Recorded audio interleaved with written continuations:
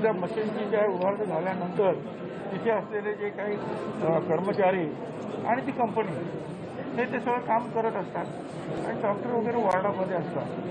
तर ह्या अशा परिस्थितीमध्ये नक्की दोष कोणाचा आहे हे शोधणं गरजेचं आहे आणि त्यासाठी जे आहे मुख्यमंत्र्यांनी सांगितलं आहे की आम्ही ताबडतोब जे आहे याची उच्चस्तरीय जी आहे समिती नेमतो आहोत। परंतु सगळ्यांनी यापुढे जे आहे या बाबतीमध्ये काळजी घेतली पाहिजे। या सगळ्या घटनेमुळे सगळ्यांनाच दुःख झालेलं आहे। आम्हाला सुद्धा खूप दुःख आहे या सगळ्यांचं, एवढं सगळं काम करत असताना या सगळ्या गोष्टी होत्या त्याच्यामुळे। परंतु मुख्यमंत्र्यांनी सांगितलं की कुणी नाव घेऊ नका, अधिकारी असतील, समाजसेवक असतील तर इतर काही लढाई आपल्याला लढावी लागेल, पुढे न्यावं। आणि हे आता 22 दुर्दैवाने मृत्युमुखी पडले, परंतु अजून 40,000 तर अजून वेगवेगळ्या हॉस्पिटलमध्ये आहेत। त्यांची आपल्याला सेवा करायची, आणखी सतत त्याच्यामध्ये भर पडते, त्यांची सेवा करायची, त्यांची जीव वाचवायची, त्यामुळे आपल्याला कामाला लागायचं। साहेब, काही अत्यवस्थ अजून रुग्ण तिथे आहे का किंवा त्यांना दुसरीकडे कुठे हलवलंय काही? एक 2-3 लोकांना फक्त जे आहे शिफ्ट केलेले आहे, 5 लोकांना शिफ्ट केलं आहे, बिटकोलामध्ये केलेलं आहे आणि एक कुठे प्रायव्हेट हॉस्पिटल, समर्थ हॉस्पिटल। आता ऑक्सिजनसाठी दुसरी काही व्यवस्था पुन्हा पूर्ववत सुरू करण्यासाठी काही उपाययोजना, ऑक्सिजनचं पुन्हा एकदा सुरू करण्यासाठी काही उपाययोजना त्यांना सुचवल्या? ऑक्सिजन सुरू झालं ताबडतोब 1.5 वाजता 1 तासात ते त्याने दुरुस्त करून ऑक्सिजन सुरू सुद्धा झालं। हे लिकेज झालं होतं जे टँक की जे 12:30च्या सुमारामध्ये लिकेज झाले आणि 1:45च्या सुमारास ते परत त्याची दुरुस्ती करून टँक भरून तो गॅस ऑक्सिजन सुरू सुद्धा झालेला। तर एकूण स्वतः ते पाहून आलो, एकूण मृत्यू किती झाल्याचे आपल्याला माहिती मिळाली आणि किती 22 मृत्यू झालेले आहेत आणि त्याच्यातले 5 लोक जे आहेत, 4 लोक दुसऱ्या म्युन्सिपल हॉस्पिटल डिस्कोमध्ये आलेले आहेत, एक समर्थ हॉस्पिटलमध्ये गेलेले आहेत। बाकीचे पेशंटचे जे आहेत सर्व डॉक्टर जे ड्युटीवर होते ते जे ड्युटीवर नव्हते त्यांना सुद्धा बोलवलं गेलेलं आहे। ते सगळे जे आहेत आपल्या प्रत्येक पेशंटवर उभे राहून त्याच्यावर लक्ष ठेवून। साहेब, हिंदी जिल्ह्याचे पालक म्हणून अत्यंत बिकट ही सगळी वेळ नाशिकवर आलेली आहे। आपण काय नाशिककरांना आव्हान देऊ इच्छिता, काय दिलासा देऊ इच्छिता? आपल्याकडे सगळ्यांचं लक्ष आहे। माझं म्हणणं एवढंच आहे की संकट ही अशी येतात त्याच्यामुळे नावमय दुःख काही चालणार नाही। दुःख तर आपण सगळ्यांना शॉक म्हटलं जातं, मोठा शॉक। मुख्यमंत्र्यांनी सुद्धा तेच सांगितलं की मोठा शॉक आहे, महाराष्ट्र शोकमग्न आहे। परंतु आता यामध्ये ते कसं झालं, कोण असं जिम्मेदार आहे त्याच्यासाठी त्यांची समिती नेमली। परंतु यामुळं कुणी आपलं काम थांबवायचं नाही आहे, कारण 40,000 आजच पेशंट सगळ्या ठिकाणी पुरलेले आहेत आपले।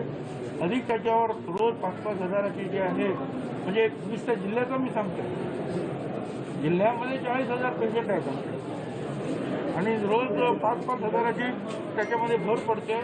2-3 हजार घरी येऊन घरी जातात घरी होऊन। एका जिल्ह्यामध्ये ही परिस्थिती आहे, महाराष्ट्राची किती मोठी परिस्थिती आहे। त्यामुळे ही सेवा आपल्याला चालू ठेवायची आहे, त्याच्यामध्ये नावमय व्हायचं नाही। परंतु हे सगळं करत असताना जास्तीत जास्त काळजी घ्यायची आहे।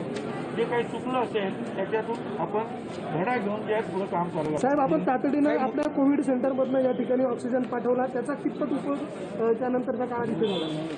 दरम्यानच्या काळामध्ये जेव्हा असं झालं तेव्हा ते आपल्या कोविड सेंटरमधून मध्ये असलेले जे आहेत सिलेंडर जे आहेत, दुरा सिलेंडर, आता काही वेळापूर्वी मुख्यमंत्र्यांनी सिलेंडर पाठवले। दरम्यानच्या काळामध्ये ते दुरुस्त पण झालं, मला थोडा वेळ वापरले जम्बो सिलेंडर, तोपर्यंत जम्बो सिलेंडर पण आले आणि एकूण जे काय होते ते सगळे आपण वापरले तोपर्यंत दुरुस्त झालं। सर, एकीकडे हा सगळा प्रकरण आहे, दुसरीकडे नाशिक महानगरपालिकेकडून मृतांची आकडेवारी देखील लपवत असल्याचा धक्कादायक प्रकार समोर येतोय। काय लपवणार आपण? आता काही त्याच्यामध्ये 2 मुस्लिम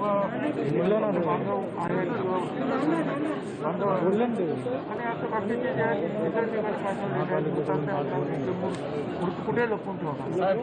सर, हिंदी ये सब जो आज जाकिर हुसैन की जो हादसा हुआ है उसके बारे में 22 लोगों की मौत हुई, क्या अपनी जानकारी ली है? देखिए, ये जाकिर हुसैन अस्पताल ये नासिक महानगर पालिका म्यूनसिपल कॉरपोरेशन का है और पहले तो इसमें जो सब तरह के पेशेंट की देखभाल होती थी, मगर जब ये कोविड पेशेंट जो कोरोना बढ़ने लगा, सारा जो है कोरोना हॉस्पिटल इसको किया गया, दूसरा भी इसका हॉस्पिटल है।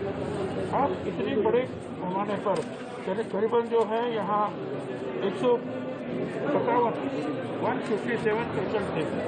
अब इन लोगों को ऑक्सीजन देना, वेंटिलेटर चलाना, इसलिए बड़ी ऑक्सीजन की जो है आवश्यकता होती है, प्राणवायु की। तो इसके लिए बड़े बड़े जो है टैंक यहाँ खड़े कर दिए थे। तो 13,000 लीटर का टैंक यहाँ था। साइवो निपॉन प्राइवेट लिमिटेड जापान की कंपनी है, इन्होंने ये काम किया था। लास्ट ईयर इसको खड़ा कर दिया था, मगर इसका जो है काम शुरू हो गया 31 मार्च को काम शुरू हो गया और इसमें ऑक्सीजन करके पेशेंट को दिया गया। दुर्भाग्यवश इसका एक वॉल लीकेज हो गया और इसमें जो है बहुत सारा ऑक्सीजन बाहर आया और उससे जो है 1 घंटे के लिए करीबन ऑक्सीजन बंद हुआ। मेन ऑयल जो है अलग अलग जगह में जो है सिलेंडर मंगवाए गए, कोशिश जारी रही। वहाँ कंपनी का टैंकर जो है ऑक्सीजन भरने के लिए आया था, तो उन्होंने भी तुरंत जो है इसके ऊपर जो है काम शुरू कर दिया। बाहर के लोग आए, इन्होंने भी दुरुस्त कर दिया। Okay, thank you.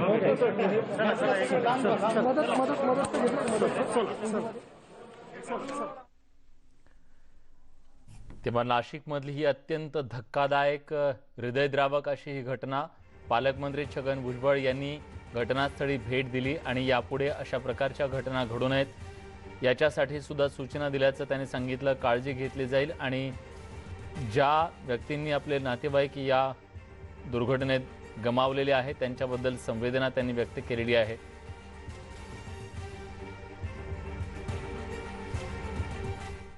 नाशिकच्या या दुर्घटनेतील मृतांच्या वारसांना 5 लाख रुपये मदत जाहीर करण्यात आलेली आहे। संपूर्ण घटनेच्या चौकशीचे आदेश मुख्यमंत्री उद्धव ठाकरेंनी दिलेत। नाशिकमधील मृतांच्या नातेवाईकांचं दुःख मोठं आहे, या अपघाताची खोलात जाऊन चौकशी केली जाईल असा शब्द, आश्वासन राज्याचे मुख्यमंत्री उद्धव ठाकरे यांनी दिलेलं आहे। अवघा महाराष्ट्र हादरून गेलेला आहे। 22 जणांचा बळी गेलेला आहे या दुर्घटनेमध्ये। जे व्हेंटिलेटर आणि ऑक्सिजनवर ज्यांच्यावर उपचार सुरू होते, तो ऑक्सिजन खंडित झाल्यानं या सगळ्यांचा मृत्यू झालेला आहे। अत्यंत दुर्दैवी, महाराष्ट्राला हादरवून टाकणारी ही घटना नाशिकमध्ये घडलेली आहे आणि या घटनेची आता सखोल चौकशी केली जाईल। त्यातून नक्की चूक नेमकी कुणाची हे समोर येईल आणि ज्यांना आपले प्राण गमवावे लागलेले आहेत आपल्या नातेवाईकांचे, त्यांच्या नातेवाईकांना आता 5 लाख रुपयांची मदत राज्य सरकारच्या वतीनं जाहीर करण्यात आली आहे। खरं तर कोरोनाशी 2 हात करणारे हे सगळे रुग्ण जे व्हेंटिलेटर आणि ऑक्सिजनवर उपचार घेत होते, त्यांच्या स्वप्नातही वाटलं नसेल, एक आशा निश्चितपणे असेल त्यांच्या कुटुंबियांना की ते सुखरूप बाहेर येतील। ऑक्सिजन व्हेंटिलेटर त्यांना मिळालेला आहे, डॉक्टरांनी त्यांना विश्वास दिला असेल, पण अचानक ही दुर्घटना घडली। 1 तासासाठी जवळपास ऑक्सिजनचा पुरवठा बंद झाला आणि त्याच दरम्यान या 22 जणांचा गुदमरून मृत्यू झालेला आहे। व्हेंटिलेटर आणि ऑक्सिजनवर उपचार घेणारे हे सगळे रुग्ण आपल्या जीवाला मुकलेले आहेत। अत्यंत हादरवून टाकणारी, धक्कादायक अशी ही घटना नाशिकमधली आणि महाराष्ट्राला हादरवणारी ही बातमी नाशिकमधल्या खरं तर मृत्यूच्या तांडवाची म्हणावी लागेल। नाशिकच्या झाकीर हुसेन रुग्णालयात ऑक्सिजनच्या टँकला गळती झाली आणि रुग्णालयाचा ऑक्सिजन पुरवठा खंडित झाला। त्यामुळे ऑक्सिजन आणि व्हेंटिलेटरवरील 22 जणांचा गुदमरून मृत्यू झाला। यावेळी तब्बल 67 रुग्ण व्हेंटिलेटरवर होते अशी सुद्धा माहिती समोर येते। ऑक्सिजन पुरवठा खंडित झाल्यानं नाशिकमध्ये हे मृत्यूचं तांडव पाहायला मिळालं। व्हेंटिलेटरवरील 22 रुग्णांचा मृत्यू झालेला आहे आणि आता या संपूर्ण प्रकरणाची सखोल चौकशी केली जाईल, खोलात जाऊन चौकशी केली जाईल असं सांगितलं गेलंय आणि मृतांच्या नातेवाईकांना 5 लाखांची मदत सुद्धा राज्य सरकारकडून जाहीर करण्यात आली आहे। नाशिकच्या झाकीर हुसेन रुग्णालयामध्ये हे मृत्यूचं तांडव आज पाहायला मिळालं। जिल्हाधिकारी सूरज मांढरे यांनी या संपूर्ण घटनेत 22 जण मृत्युमुखी पडल्याची बाब स्पष्ट केली। या रुग्णालयात ऑक्सिजनची गळती झाल्यानं तब्बल 1 तास ऑक्सिजनचा पुरवठा खंडित झाला आणि त्यानंतर ही दुर्दैवी दुर्घटना घडली।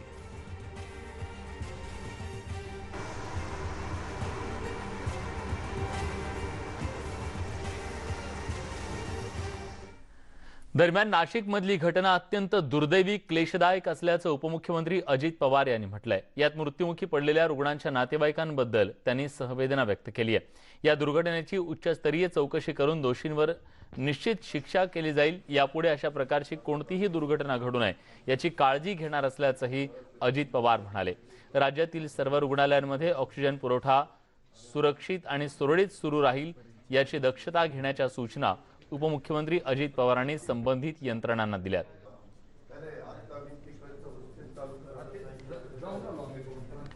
दरम्यान केंद्रीय गृहमंत्री अमित शहा यांनी नाशिकमधल्या ऑक्सिजन गळती दुर्घटनेप्रकरणी ट्विटरवरून आपल्या भावना व्यक्त केल्यात। अमित शहा म्हणतायत की नाशिकमधील ऑक्सिजन गळती अपघाताची बातमी ऐकून मी दुःखी झालोय। ज्यांनी आपले प्रियजन गमावले त्यांच्या प्रती संवेदना। इतर रुग्ण लवकर बरे व्हावेत यासाठी देवाकडे प्रार्थना करतो।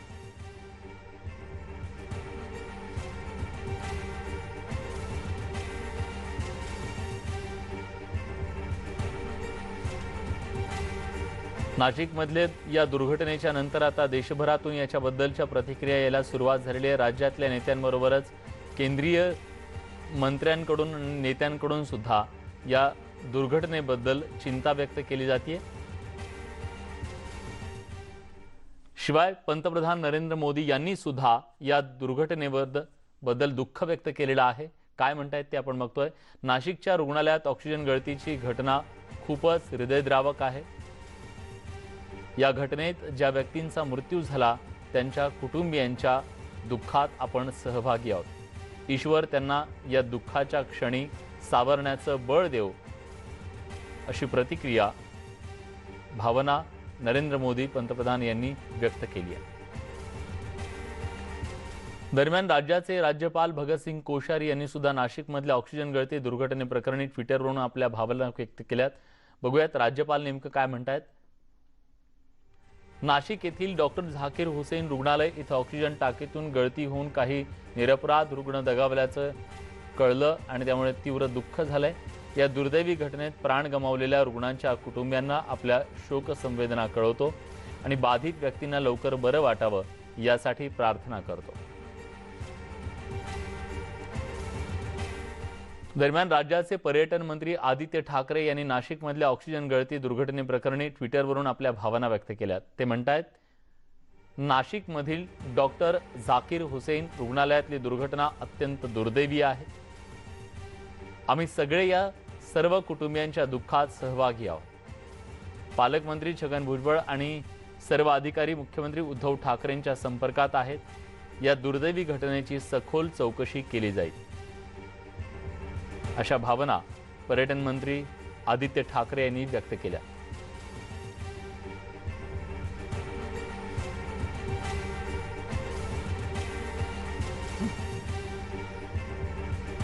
नाशिकमधल्या या दुर्दैवी घटनेच्या नंतर संपूर्ण महाराष्ट्र नाही तर देश हादरून गेलेला आहे। 22 जणांना आपले प्राण गमवावे लागलेले आहेत, जे कोरोना बाधित झाकीर हुसेन रुग्णालयामध्ये उपचार घेत होते, ज्यांची प्रकृती गंभीर होती, ज्यांना ऑक्सिजन आणि व्हेंटिलेटरवर ठेवण्यात आलेलं होतं, अशा रुग्णांचा ऑक्सिजनचा पुरवठा 1 तासासाठी खंडित झाला आणि त्यानंतर यातले 22 जणांचा दुर्दैवी मृत्यू झालाय।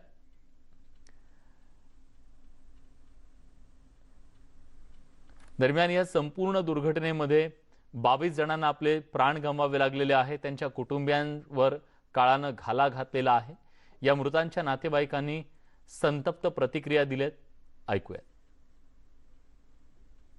अनेक नातेवाईक आहेत। खरं तुमच्याशी आता बोलावं अशी परिस्थिती नाहीये, काय सांगाल? तिची आई माझे सासूबाई सकाळी एकदम व्यवस्थित मी चहा नाश्ता ऑक्सिजन नाही भेटलं, व्हेंटिलेटरवर होती. ऑक्सिजन ती चांगली होती, जेवण करत होती. ऑक्सिजन मुळे अर्धा घंटा तडपली, ते तडकून गेली. त्याला मारून टाका, हे डॉक्टर याला नर्सला मारून टाका, मारून टाका. पालकमंत्री आहे वो. मारा त्याला, काही कामाचे नाही आहेत, मारून टाका त्याला. कालपासून ऑक्सिजन संपला, कालपासून लीक झालं तर बंद करून दिलं त्यांनी, लीक झालं ना तर बंद करून दिलं त्यांनी तिकडनं घरी पाठवून सिलेंडर दिलं. बंद करून दिलं. अख्खे पेशंट मारून गेले तिथं, एक पेशंट नाही वाचलं तिथं, अख्खे पेशंट घरी मरले. पाठवलं त्याने, घरी जा म्हणे. पेशंटचे नातेवाईक बेवाच झालेले पडेल तिथं वरती, बेवाच पडेल तिथं. सगळे मेले, सगळे चांगले बिमार सगळे मेले. आक्रोश शब्दामध्ये नाही सांगतायत. हे मृत्यूचा अघोरी तांडव नाशिकच्या या महापालिकेच्या जाकीर हुसेन रुग्णालयात घडलं. एक मानवी चूक कशा प्रकारे अनेक कुटुंबाचं आयुष्य उद्ध्वस्त करते, अशा प्रकारची एक दुर्दैवी शोकांतिका नाशिकच्या कोरोना योद्धा लढाईतलं अत्यंत काळं पान, काळा दिवस म्हणता येईल अशी आहे आजची ही वेळ. नाशिकमधल्या या दुःखद घटनेच्या नंतर जो आक्रोश नातेवाईकांचा आहे तो खरोखरच अंगावर काटा आणणार आहे. ज्यांनी आपले नातेवाईक गमावलेले आहेत, आपले प्रियजन गमावलेले आहेत, त्यांच्या या संतप्त भावना आहेत. कारण कुठंतरी एक समाधान निश्चितपणे त्यांच्या चेहऱ्यावर होतं की आपल्या नातेवाईकांना आज व्हेंटिलेटर मिळालं आहे, आपल्या नातेवाईकांना ऑक्सिजन मिळालेला आहे, ते या कोरोनाची लढाई जिंकून परत येतील अशी आशा त्या सगळ्यांच्या मनात निश्चितपणे असेल. ते उपचाराला प्रतिसाद देत होते हे सुद्धा त्यांच्याकडून सांगण्यात आलं, पण काही क्षणात होत्याचं नव्हतं होईल याची पुसटशी कल्पना सुद्धा यातल्या कुणालाच आली नसेल. 1 तास जेव्हा व्हेंटिलेटर आणि ऑक्सिजनवरच्या रुग्णांचा ऑक्सिजन तुटला जातो तेव्हा मात्र या सगळ्यांची तडफडून काय अवस्था झाली असेल ही कल्पनाही करवत नाही. ही दुर्घटना अत्यंत दुर्दैवी असल्याचं सुधीर मुनगंटीवार यांनी म्हटलंय. प्रशासनानं तांत्रिक चुका सुधारण्याची गरजही त्यांनी बोलून दाखवली आहे. अतिशय दुर्दैवी आहे, चिंताजनक आहे. सारा आरोग्य व्यवस्थेचे धिंडवडे उडवले आहे. इथं जर मानवी चूक असेल तर या संदर्भामध्ये चौकशी करून गुन्हा दाखल केला पाहिजे. त्वरेने प्रशासनाने चुस्त होत अशा घटना पुन्हा होणार नाही याची काळजी घेतली पाहिजे. जो प्राणवायू प्राण वाचवण्यासाठी आहे त्याच प्राणवायूच्या लिकेजेसच्या कारणाने जीव जातोय हे आमच्यासाठी चिंताजनक आहे. 21वे शतक विज्ञान युगाचं शतक आपण म्हणतो. या विज्ञान युगाच्या शतकामध्ये अशा घटना या कोणीही मान्य करू शकणार नाही. या संदर्भातली चौकशी करून महाराष्ट्रात पुन्हा कुठं अशा घटना होणार नाही अशा संदर्भातले योग्य अशा डायरेक्टिव्ह सूचना सर्व ठिकाणी करण्याची गरज आहे. नाशिकच्या घटनेत कुणालाही दोष देता येणार नाही, पण राज्य सरकारनं आत्मचिंतन करण्याची गरज आहे. ही घटना का घडली याचा सरकारनं विचार करावा असं भाजपचे खासदार मनोज कोटक यांनी म्हटलंय. आज नाशिक इथे झालेली घटना ही दुर्दैवी आहे आणि या घटनेमध्ये जो कोणी जबाबदार असेल त्याच्या विरुद्ध कारवाई तर निश्चित सरकारने करावी. पण ऑक्सिजनच्या अभावी ऑक्सिजन लिकेजमुळे हे पेशंट मरतात. याच्यापूर्वी सुद्धा आग लागून होरपळून पेशंट मेले होते आणि आता हा नवीन प्रकार सुरू झाला आहे. राज्याची हेल्थ मशिनरी, राज्याच्या मंत्र्यांनी या हॉस्पिटलला व्हिजिट देणं आणि कोणावरही दोष न देता हे घटना का घडली ह्याचं आत्मचिंतन करणं राज्य सरकारच्या मंत्र्यांना आवश्यक आहे. नाशिकमधल्या या दुर्घटनेच्या नंतर महाराष्ट्रच नाही तर संपूर्ण देश हादरून गेलेला आहे. या दुर्घटनेत 22 जणांना आपले प्राण गमवावे लागलेले आहेत. त्यांच्या नातेवाईकांचा आक्रोश अक्षरशः काळजाचं पाणी करणार आहे. ज्यांना आशा होती, अपेक्षा होती की कोरोनाचं हे युद्ध जिंकून आपले नातेवाईक पुन्हा सुखरूप घरी येतील, आज त्यांच्यावर काळानं घाला घातलाय. त्यांचे आज नातेवाईक जीवानिशी गेलेले आहेत. 22 जणांचा तडफडून या दुर्घटनेत मृत्यू झालाय. नाशिकच्या दुर्घटनेवर भाजपचे प्रदेशाध्यक्ष चंद्रकांत पाटील यांनी काय प्रतिक्रिया दिली आहे ऐकूया. नाशिकच्या झाकीर हुसेन हॉस्पिटलमधली घडलेली घटना ही प्रचंड धक्का देणारी, हृदयद्रावक आहे. ऑक्सिजन टाकीला गळती लागून एव्हाना 22 जणांचे मृत्यू झाले आहेत. गेल्या 2 महिन्यामधली ही 8वी घटना आहे. कुठे शॉर्ट सर्किट होतं, त्या शॉर्ट सर्किटमध्ये कोविड सेंटरमधले पेशंट जातात, कुठे शॉर्ट सर्किट होतं, लहान मुलांच्या हॉस्पिटलमध्ये मुलं दगावतात. या सगळ्याची चौकशी, अहवाल, कारवाई, आगामी काळातल्या सूचना कशाचा पत्ता नाही आहे. तातडीने ह्या प्रकरणाची चौकशी होऊन दोषींवर कारवाई झाली पाहिजे. विधानसभेचे विरोधी पक्षनेते देवेंद्र फडणवीस यांनी या दुर्घटनेबद्दल काय प्रतिक्रिया व्यक्त केली आहे, जाणून घेऊयात. नासिक की जो घटना हुई है ये बहुत ही भयानक इस प्रकार की घटना है. जिस प्रकार से ऑक्सीजन के लीकेज से वहाँ पर मृत्यु हुए हैं, अभी प्रथमतः कहा जा रहा है कि 11 लोगों का मृत्यु हुआ है. मैं ऐसा मानता हूँ कि बहुत ही विचलित करने वाली ये सारी घटना है. मैं मांग करना चाहता हूँ कि तुरंत वहाँ के जो बाकी पेशेंट्स हैं उनको मदद मिले. कुछ पेशेंट्स को शिफ्ट करने की आवश्यकता हो तो उनको तुरंत शिफ्ट किया जाए. उसके साथ साथ अन्य किसी अस्पताल में इस प्रकार से घटना न हो, इसके बारे में तुरंत ध्यान दिया जाए. और ये जो सारी घटनाएं, इसकी एक बहुत ही डिटेल्ड इंक्वायरी भी की जाए, ऐसी हमारी मांग है. अभी के समय तो मैं इतना ही कह सकता हूँ कि जिनकी मृत्यु हुई है उनके घर वालों के साथ हमारी संवेदनाएं हैं. कोरोनाचं हे संकट दिवसागणिक अधिक गहिरं बनत चाललेलं आहे आणि या संकट काळात आपल्या नातेवाईकांचा जीव वाचवण्यासाठी जी धडपड सुरू आहे त्या सगळ्यानंतर प्रत्येकजण अस्वस्थ होतोय. पण कोरोनाचं हे संकट टाळायचं असेल तर गरज आहे आपल्याला सुरक्षित राहण्याची, सरकारनं घालून दिलेल्या सगळ्या नियमांचे काटेकोर पालन करण्याची आणि त्याचबरोबर आपल्या आणि आपल्या कुटुंबाच्या सुरक्षेसाठी आपण हा मास्क वापरण्याची. कुठे जाऊ नका, पहा फक्त न्यूज 18 लोकमत. ब्रेक नंतर तुमचं पुन्हा एकदा स्वागत. बातमी आहे इंदापुरातून. इंदापुरात कोरोनाचा कहर सुरू आहे. शहरी आणि ग्रामीण भागात कोरोनाचा धोका सातत्याने वाढतोय. इंदापुरात 272 कोरोनाच्या नव्या रुग्णांची नोंद झाली आहे. तर इथं सध्या 1500च्या वर रुग्णांवर उपचार सुरू आहेत. शहरी भागातच नाही तर ग्रामीण भागात सुद्धा कोरोनाचा झपाट्याने फैलाव होतोय. कोरोनाच्या चाचण्या करण्यासाठी गर्दी होतीये. दुसऱ्या बाजूला उपचार करण्यासाठी सुद्धा यंत्रणांच्या समोर अनेक अडचणींचा डोंगर उभा आहे. यात आता संपूर्ण सॅनिटायझेशन करण्यासाठी सुद्धा ग्रामपंचायती आणि नगरपंचायतींनी पुढाकार घेतलेला आहे. पण नागरिकांनी गर्दी कमी करणं मात्र कमी केलेलं नाहीये. या सगळ्यात काही लोक जनजागृती करण्याचा प्रयत्न करतायत, लोकांना समजून सांगण्याचा प्रयत्न करतायत कोरोनाचा हा धोका किती मोठा आहे.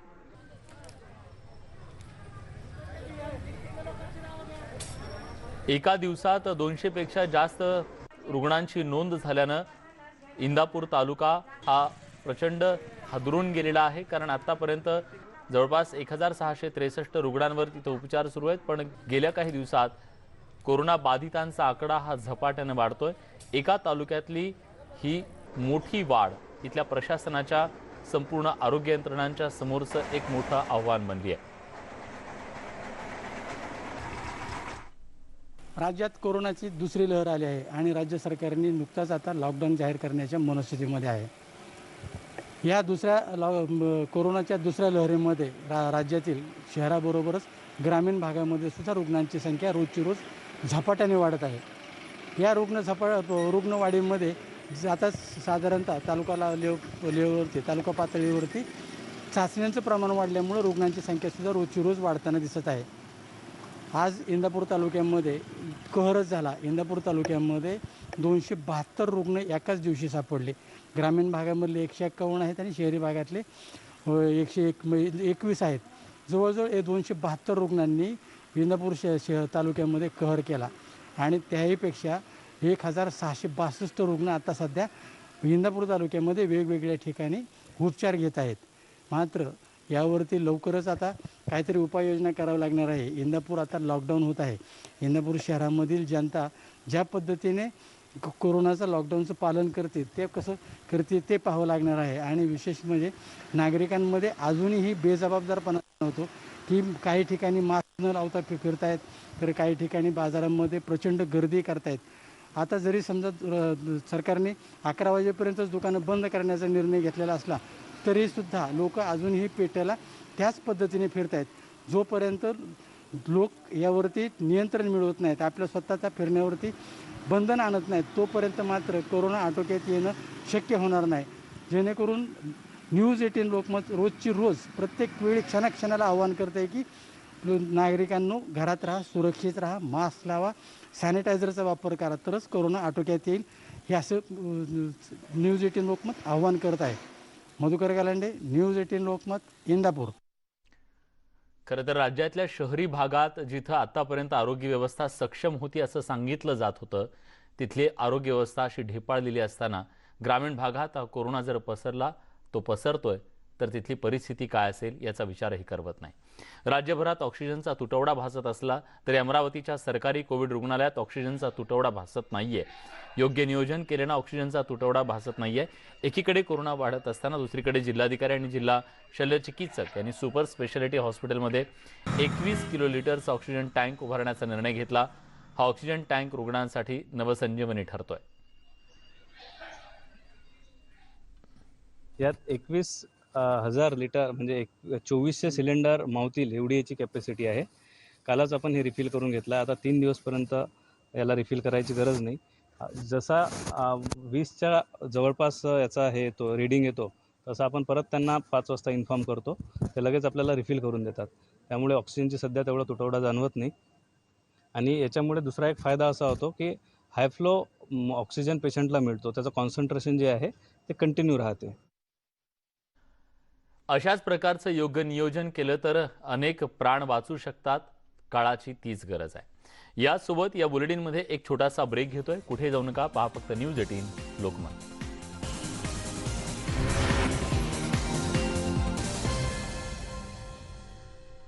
ब्रेक नंतर तुमचं पुन्हा एकदा स्वागत. यानंतर बातमी मराठवाड्यातल्या बीड जिल्ह्यातून आहे. बीडमध्ये देखील आता ऑक्सिजनची कमतरता भासू लागली आहे. परळीतील कोविड सेंटरमध्ये ऑक्सिजनचा साठा संपत आलाय. या रुग्णालयात ऑक्सिजनचे केवळ 39 सिलेंडर उरलेले आहेत. या रुग्णालयात 78 जणांवर सध्या उपचार सुरू आहेत. नेमकी काय परिस्थिती तिथं आहे जाणून घेतलंय आमचे प्रतिनिधी सुरेश जाधव यांनी. बीड जिल्ह्यामध्ये कोरोनाबाधितांची संख्या गेल्या 24 तासामध्ये आजचा जर आकडा पाहिला तर तब्बल 1047 नव्यानं कोरोनाबाधित रुग्ण आढळून आले आहेत. या अनुषंगाने जिल्हा प्रशासनानं आता जे निर्बंध आहेत ते कठोर करण्याच्या दृष्टिकोनातून पाऊल उचलले. मी बीड शहराचं मुख्य छत्रपती शिवाजी महाराजांच्या चौकात आहे. आपण या ठिकाणी पाहतोय पोलिसांनी चौक्या टाकलेल्या आहेत आणि येणाऱ्या जाणाऱ्या नागरिकांची चेकपोस्टवरती चौकशीसुद्धा केली जाते. विशेष म्हणजे बीड जिल्ह्यामधला हा जो मोठा आकडा वाढत आहे, हा आकडा कमी करण्यासाठी जिल्हा प्रशासन हे युद्ध पातळीवरती प्रयत्न करत आहे. त्यातच ऑक्सिजन असेल, रेमडेसिवीर असेल आणि बेड याची सुद्धा कमतरता मोठ्या प्रमाणात भासत आहे. परळी तालुक्यामध्ये आणि परळी शहरामध्ये ऑक्सिजनचं एकही सिलेंडर नसल्याची गोष्ट आता समोर आलेला आहे. आणि हा जो ऑक्सिजन संपल्या कारणानं इथले जे पेशंट आहेत ते दुसरीकडे हलवण्याचं कामसुद्धा सुरू आहे. विशेष म्हणजे जिल्ह्याला जे लागणारा ऑक्सिजन आहे तो पुरवठा करत असताना जिल्हा प्रशासनाच्या नाकी नऊ येत आहेत. त्यातच मृत्यूचा दर सुद्धा मोठ्या प्रमाणात वाढल्यामुळं देखील चिंता व्यक्त केल्या जाते. आणि रोजचे 9 हजाराच्या पुढचे रुग्णसंख्या आल्यामुळं त्या रुग्णांची काळजी घेणं, त्याचबरोबर त्यांना सुविधा देणं ही गोष्ट मात्र जिल्हा प्रशासनासमोर आता जिकिरीची आणि जेरीस आणणारी ठरत आहे. यातच ही कमी करण्याच्या अनुषंगाने जिल्हा प्रशासनानं आता जिल्ह्यामध्ये येणाऱ्या प्रत्येक वाहन चेकपोस्टवरती त्याचे चेकअप करून सोडलं आहे. एवढंच नाही तर रिकामटेकडे जे शहरामध्ये फिरतात त्यांच्यावरती आता पोलिसांनी लक्ष ठेवलं आहे. त्यांची अँटीजन टेस्ट करायची. पॉझिटिव्ह आढळला तर कोविड सेंटरमध्ये, निगेटिव्ह आढळला तर त्याला 500 रुपयाचा दंड देण्याच्या संदर्भात सुद्धा माजलगाव, परळी या ठिकाणी हे सगळं सुरू झालेलं आहे. त्यामुळे आता कुठंतरी ही जी ब्रेक द चेनच्या नावानं आता हा कोरोना रोखण्यासाठी जिल्हा प्रशासन आता ॲक्शन मोडमध्ये आल्याचं चित्र बीडमध्ये पाहायला मिळतंय. कॅमेरा प्रकाश जाधवसोबत सुरेश जाधव, न्यूज 18 लोकमत, बीड. याबद्दलचे अधिक तपशीलवार माहिती देण्यासाठी सुरेश जाधव आपले प्रतिनिधी आता आपल्यासोबत जोडले गेलेले आहेत. सुरेश, काही दिवसांपूर्वी असं ऐकलं होतं की परळीतलं जो औष्णिक विद्युत केंद्र आहे तिथं ऑक्सिजनची निर्मिती केली जाईल आणि त्या ऑक्सिजनच्या निर्मितीतून राज्याला दिलासा मिळेल. ही बातमी तर दूर राहिली. आज परळीमध्येच ऑक्सिजन संपायची वेळ आली आणि तिथल्या रुग्णांचा जीव सध्या धोक्यात आलेला आहे असं कळतंय. काय परिस्थिती आहे नेमकी? परळीमध्ये विलास म्हणजे ऑक्सिजन प्लांट होता औष्णिक विद्युत केंद्रातला, तो एक प्लांट हा परभणीला स्थलांतरित केला आहे आणि दुसरा हा अंबेजोगाईला स्थलांतरित केला आहे. मात्र अद्यापर्यंत हे दोनही प्लांट सुरू झालेले नाहीत. मात्र सध्या परळीमध्ये जे ऍक्टिव्ह रुग्ण आहेत त्याची रुग्णांची संख्या सुद्धा मोठ्या प्रमाणात आहे. जिल्हा आरोग्य यंत्रणा जी आहे, जिल्हा आरोग्य यंत्रणेकडून खाजगी 8 रुग्णालय या कोविडसाठी नेमणूक करण्यात आलेली आणि या ठिकाणी जवळपास 78 जे रुग्ण ऑक्सिजनवरती उपचार घेत आहेत. त्यांच्यासाठी लागणारा जो ऑक्सिजन आहे हा कुठल्याही क्षणी संपू शकतो. 39 फक्त जे जम्बो सिलेंडर आहेत हे सिलेंडर सध्या उपलब्ध आहेत आणि त्यातली दुपारपर्यंतची ही माहिती होती. आतापर्यंत किती संपले हे सांगता येणार नाही. विशेष म्हणजे ही ऑक्सिजन सिलेंडर आणण्यासाठी औरंगाबाद, परभणी, लातूर या ठिकाणाहून प्रयत्न सुरू आहेत. मात्र हे अद्यापर्यंत पोहोचले नाहीत. त्यामुळे ते 78 रुग्ण आहेत त्यांचा सुद्धा जीव टांगलेला. विशेष म्हणजे नवीन जे रुग्ण येतात त्यांना तिथं न दाखल करता त्यांना बीड जिल्हा आणि अंबेजोगाईच्या हॉस्पिटलमध्ये पाठवलं जाते. विशेष म्हणजे जिल्ह्यामध्ये जी ऑक्सिजन लागणारा आहे तो तब्बल 2.25 कोटी लिटर रोज हा ऑक्सिजन लागतो आणि तो तयार करण्यासाठी जे रसायन लागतं 35 टनाच्या जवळपास रसायन आणि कच्चं मटेरियल लागतं ते चाकण पुण्यावरून आणलं जातं. हे आणत असताना सुद्धा मोठ्या अडचणी येत असल्याचं जिल्हा प्रशासनाकडून सांगण्यात येत आहे. मात्र सध्या तरी ऑक्सिजनच्या बाबतीमध्ये जिल्ह्यामध्ये मोठ्या समस्या निर्माण होत आहेत. पिलास. धन्यवाद सुरेश, तुम्ही दिलेल्या सगळ्या सविस्तर माहितीबद्दल. याबद्दल डॉक्टरांनी नेमकं काय म्हटलेलं आहे, परळीतली नेमकी काय परिस्थिती आहे, ऑक्सिजन कधीपर्यंत त्यांना पुरेल याबद्दलची तपशीलवार माहिती त्यांनी दिलेली आहे. ऐकूया डॉक्टरांचं काय म्हणणं आहे. आता 8-10 मशीन आणलेले आहेत पण तितकासा प्युअर ऑक्सिजन मशीनमधून तितका तयार होत नाही. म्हणून आम्ही एक 20 पेशंटपैकी आता आहे ते आमचे पेशंट ठेवणार आहोत पण ज्यांना हाय फ्लो आता ऑक्सिजन लागायला सकाळपासून ऑक्सिजन सिलेंडर आहेत. प्रशासनही हात बंद झालंय. रुग्ण साहेब, तहसीलदार साहेब त्यांनी इमर्जन्सी आम्हाला सकाळी 4 सिलेंडर अवेलेबल करून दिले पण आता ते 4 सिलेंडर 6-7 वाजेपर्यंत ते काही म्हणजे पुरणार नाहीत आणि एजन्सीवाले म्हणतात की आमची गाडी कधी येईल आम्हाला काही गॅरंटी नाही, आम्हाला बीडमधून ऑक्सिजन मिळत नाही असं त्यांचं म्हणणं आहे. आणि मला असं वाटतं की मग ऑक्सिजनच जर मिळत नसेल तर आम्ही नवीन पेशंट ऍडमिट करणार नाहीत. यासोबत या बुलेटिनमध्ये एक छोटासा ब्रेक घेतोय. कुठे जाऊ नका, पहा फक्त न्यूज 18 लोकमत. ब्रेक नंतर तुमचं पुन्हा एकदा स्वागत. राज्यात कोरोना रुग्णांची संख्या झपाट्यानं वाढतीये आणि त्यात ऐनवेळी अँब्युलन्स सुद्धा मिळत नसल्यानं अनेक ठिकाणी पाहायला मिळतंय. यासाठी जुन्नर इथं 3 युवकांनी आपलं स्वतःचं वाहन कोरोना बाधितांसाठी मोफत उपलब्ध करून दिलंय. जुन्नर परिसरातल्या धालेवाडी, सावरगाव, वडज परिसरातली विविध गावातील कोरोना बाधित रुग्णांसाठी रुग्णालयात जाण्यासाठी स्वतःचं वाहन मोफत उपलब्ध करून देत आहेत. बाधित रुग्णांना रुग्णालयात पोहोचवणं, त्यांना ऑक्सिजन सुविधा असलेल्या रुग्णालयांपर्यंत पोहोचवणं तसंच अन्य प्रकारची मदत करण्याचं शिवधनुष्य या तिघांनी पेललंय. आत्ताच्या या कोविडच्या काळामध्ये आमच्या एक गोष्ट लक्षात आली का ॲम्ब्युलन्स म्हणजे आपल्या कोविड पॉझिटिव्ह पेशंटला ॲम्ब्युलन्स लवकर अवेलेबल होत नाही. तर मी व माझे सर्व सहकारी मित्र आम्ही असं ठरवलं की आपल्या स्वतःच्या ज्या गाड्या आहेत त्यांचा वापर आपण ॲम्ब्युलन्समधून पेशंट वाहण्यासाठी करायचा. आत्तापर्यंत आम्ही साधारणतः 27 ते 28 पेशंट वेगवेगळ्या सरकारी असोत किंवा खाजगी कोविड सेंटरला सोडलेले आहेत. अनेक पेशंटचे फोन येत होते कोरोनाच्या काळामध्ये. सर्वसामान्यांना गोरगरिबांना गाडी भेटत नव्हती, दवाखान्यामध्ये जायचं असतं आणि मग सर्वसामान्यांना मोठी अडचण व्हायची. मग अशा याच्यात काय करायचं तर म्हणलं स्वतःची गाडी जर वापरली तर काय होईल.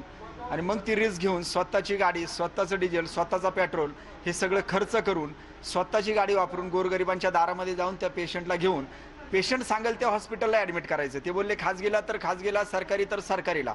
ते सांगतील त्या हॉस्पिटल नेऊन पेशंटला ॲडमिट करायचं काम 3 एप्रिल 2021 पासून चालू केलेलं. कोरोनाच्या दुसऱ्या लाटेनं सगळीकडे थैमान घातलंय. दिवसेंदिवस रुग्णांची संख्या वाढत चालली आहे. अनेक रुग्णांना ऑक्सिजन बेडची गरज भासतीये. मात्र बेडची संख्या कमी तर मागणी जास्त असल्याचं पाहून सामाजिक बांधिलकी समजून मालेगावच्या 12 बलुतेदार मित्रमंडळानं 40 बेडचं ऑक्सिजन कोविड सेंटर सुरू करून माणुसकी जोपासली आहे. कीर्तनकार इंदोरीकर महाराज यांच्या हस्ते कोविड सेंटरचा शुभारंभ करण्यात आला. यावेळी इंदोरीकर महाराजांनी आपल्या खास शैलीत चिमटे काढून कोरोनाबद्दल जनजागृती केली. कोरोना किती मोठा एवढा पण ते पाळणारा वाचणार आहे. आता काय झालंय, प्रत्येकाचं निगेटिव्ह झालंय. पूर्वी माणूस शिकला की माणूस म्हणजे सच शिकला, आता शिकला की माणूस म्हणजे माणूस आहे. जवळ या गोष्टीला रोग म्हणण्यापेक्षा ही आपल्यावर आलेली परीक्षेची चाचणी आहे. या चाचणीत जर आपण पास झाला तर यशस्वी होणार.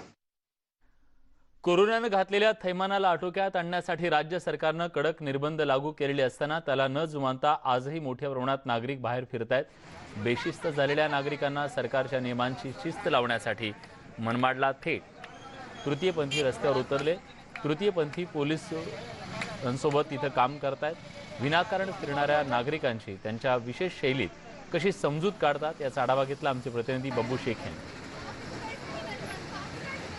अनेक नागरिक आजही विनाकारण रस्त्यावर फिरत आहेत. अशा विनाकारण फिरणाऱ्या लोकांवर अंकुश लावण्यासाठी मनमाड पोलिसांनी अनेक वेगवेगळे उपाययोजना केलेल्या आहेत. तरी देखील काही नागरिक नियमाचं पालन करत नसताना दिसत आहे. मात्र आता पोलिसांनी थेट तृतीयपंथीयांनाच रस्त्यावर उतरवलं आहे. माझ्यासोबत काही तृतीयपंथी आहे, त्यांच्याकडून जाणून घेऊया का ते रस्त्यावर उतरून पब्लिकमध्ये किंवा जनतेमध्ये कशी जनजागृती करत आहे. काय म्हणाल, काय करताय? आम्ही रस्त्यावर उतरून जनतेला आव्हान करतो आहोत की घरात बसा. हे बघा, आम्ही तृतीयपंथी असून आपल्याला आव्हान करत आहोत. आपण तर सुशिक्षित सुज्ञान नागरिक आहात आणि आमचं तुम्हाला सांगण्यापर्यंत आम्ही तरी ये नाही, परंतु आपण सुज्ञ जनता आहात. आपण सर्वांनी आपल्याला सुरक्षित राहाल अशा पद्धतीचा व्यवहार आपण केला पाहिजे. आपल्या घरात राहिलं पाहिजे जेणेकरून आपला परिवार आणि आपण सुरक्षित राहू. हा कोरोनाचा जो वाढता स्ट्रेन आहे हा खूपच भयंकर आणि खूपच घातक आहे. तर आपण आपली स्वतःची काळजी घ्या, आपल्या देशाची काळजी घ्या, एवढंच फक्त या दरम्यान सांगा. काय करतात तुम्ही? मी तुम्हाला हात जोडून विनंती करते की सर्वांनी घरात बसा, काळजी घ्या आणि प्लीज करून याला तुम्ही मी असं सांगते की तुम्ही नाकारू नका, फक्त घरामध्ये बसून काळजी घ्या. नागरिक आले तर तुम्ही काय करतात? रस्त्यावर जर नागरिक आले तर मी हात जोडून विनंती करते का भाऊ, तुझा जीव मला खूप महत्वाचा आहे. आज तू जर गेला तर तुझा पूर्ण परिवार रस्त्यावर येईल. मी तुला हात जोडून विनंती करते की तू घरात बस, सुरक्षित राहा, काळजी घे, तुझ्या परिवाराची पण काळजी घे.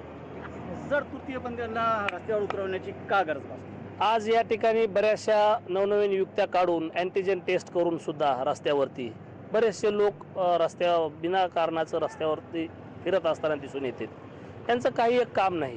त्यांना दंडात्मक कारवाई करून त्यांच्यावर 188चा गुन्हा दाखल करून सुद्धा काही लोक ऐकत नाही आहेत. आता ते का ऐकत नाही आहेत त्याच्यासाठी मी आणखी एक मला असं वाटलं का आपल्या शहरामधले जे तृतीयपंथी आहेत यांना सगळ्यांना रस्त्यावरती बोलवावं आणि त्यांना त्यांच्या समोर उभा राहून विनंती करायला लावाव्या जोडून का बाबा, तुझा जीव महत्त्वाचा आहे, तुझा परिवार महत्त्वाचा आहे आणि ही जी कोरोनाची चेन आहे, जे आलेल्या देशावर संकट आहे, हे टाळण्यासाठी तू घरात बस आणि घरात बसून तू ही कोरोनाची चेन तोड. याच्यासाठी सगळे तृतीयपंथी जे रस्त्यावर आले आहेत ते सगळ्यांना विनंती करत आहेत. एकूणच अनेक उपाययोजना करून देखील काही असे नागरिक आहे का जे सुधारायला तयार नाही आहे. मात्र आता त्यांच्यासाठी तृतीयपंथी रस्त्यावर उतरले आणि ते कोरोनाबाबत जनजागृती करत नागरिकांची समजूत काढत आहे.